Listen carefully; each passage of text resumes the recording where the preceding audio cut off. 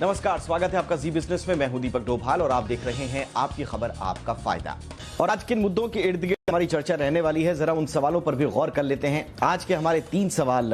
पहला सवाल है कि टीकाकरण अभियान में आगे और क्या क्या चुनौतियां अभी बची हुई हैं। बहुत तेज गति से और बिल्कुल शानदार तरीके से देश का टीकाकरण अभियान आगे बढ़ रहा है, लेकिन अभी भी चुनौतियां जो बची हुई हैं वो क्या हैं। दूसरा सवाल आज का होगा कि अनवैक्सीनेटेड लोगों को टीका लगवाना अभी कितनी बड़ी चुनौती है।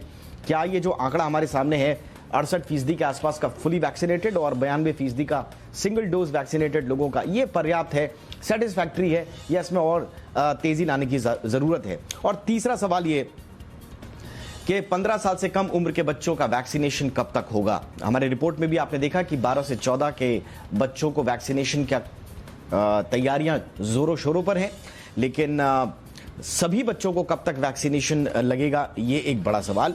इन तीनों सवालों के इर्द गिर्द आज की चर्चा घूमेगी और इन सवालों का जवाब देने के लिए इस वक्त हमारे साथ बेहद खास मेहमान मौजूद हैं।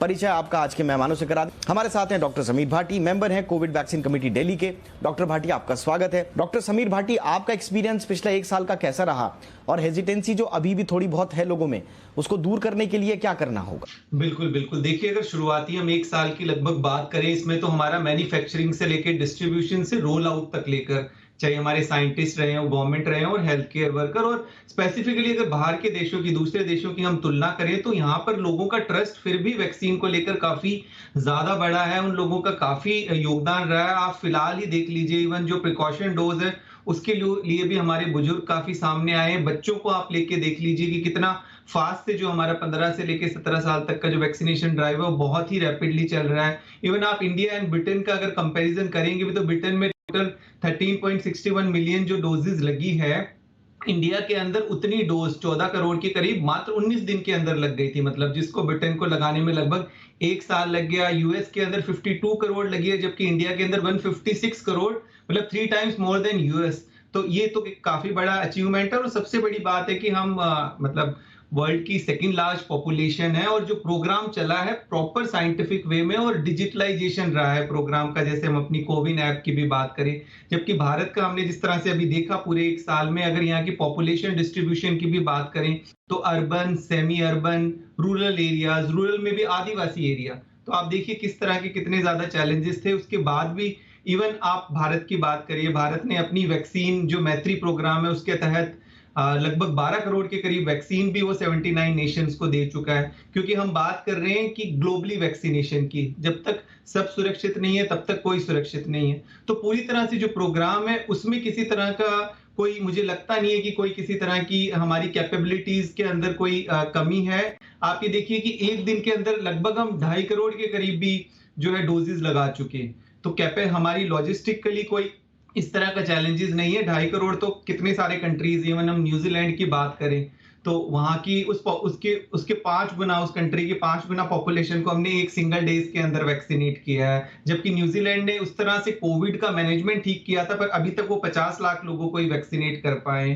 तो मैं समझता हूं वो उतनी हेजिटेंसी लोगों के अंदर नहीं है। और अगर हम ओवरऑल सिंगल डोज का भी वैक्सीनेशन की बात करें तो इंडिया उसमें भी लीड कर रहा है। 93% के करीब हमारा सिंगल डोज वैक्सीनेशन हो गया है, जबकि जर्मनी 74% है, फ्रांस 79% है, इटली का 82% एंड यूएस 75%। तो उसमें भी हम लीड कर रहे हैं।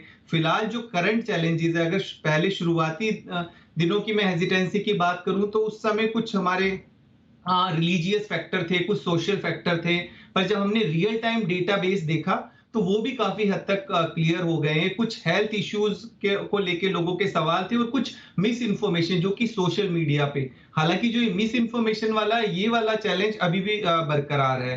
साइड इफेक्ट को लेके लोगों को कुछ चैलेंजेस रहे, जिसका भी काफी हद तक उनके अंदर अब क्लैरिटी हो गई है। डॉक्टर भाटी, फटाफट से आपका क्विक रिएक्शन बूस्टर डोज को लेकर और हमारी तैयारियों को लेकर आगे। और कहा यही जा रहा है कि हम एंडेमिक की तरफ हैं। ऐसे में अब हमारा जो आखिरी, जिसको कहते हैं कि कमर कस के आगे बढ़ना, अब हमारा आखिरी फोकस और फाइनल फोकस अब किस चीज पर होना चाहिए?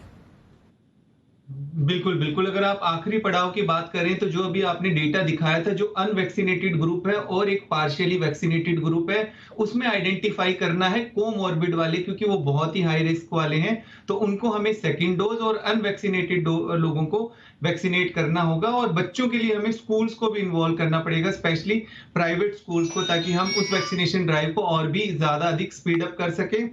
और रही बात प्रिकॉशन डोज की, उसके लिए हमें हर घर दस्तक वाली जो हमारी कैंपेन है, उसका ज्यादा इस्तेमाल करना पड़ेगा, क्योंकि बुजुर्ग अभी आ नहीं पा रहे हैं, तो उनको घर पर जाकर हमें वैक्सीनेट करना पड़ेगा। कुल मिला के सबको वैक्सीन लगे, जल्द से जल्द लगे, यही फोकस, इसी पर अब आखिरी रिजॉर्ट में, आखिरी पड़ाव में हमें फोकस करना होगा। बहुत बहुत शुक्रिया आप तीनों का हमारे शो पर आने के लिए। Doctor Raman Gangakhedkar, thank you so much sir. Doctor Sameer Bhati, शुक्रिया सर। डॉक्टर सौमित्र रावत, आपका भी बहुत बहुत शुक्रिया, महत्वपूर्ण समय आपने निकाला।